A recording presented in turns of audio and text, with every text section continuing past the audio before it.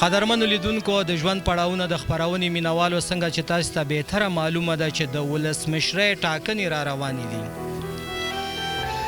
د تیر کال په پرتله چې مخکې تاسې کوم تېروتنې کړي چې بیا تاسې دا ونه کړئ، په خپل هغه هوش او آواز باندې خپل د رایې اهمیت وپېژنئ تاسې چې ستاسې دغه یو رایه کولی شي چې یو څوک ولسمشر کړي، یو څوک کولی شي چې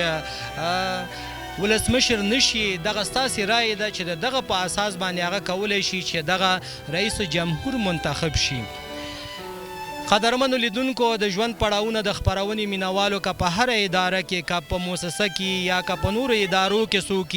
که ښه کار کوي باید موږ او تاسې وستایو. موږ او تاسې ګورو چې زموږ ولسمشر اشرف غني بابا دغه دوره کې موږ او تاسې ولیده چې ډېر کارونه یې د دغه ولسونو لپاره وکړه، د افغانستان لپاره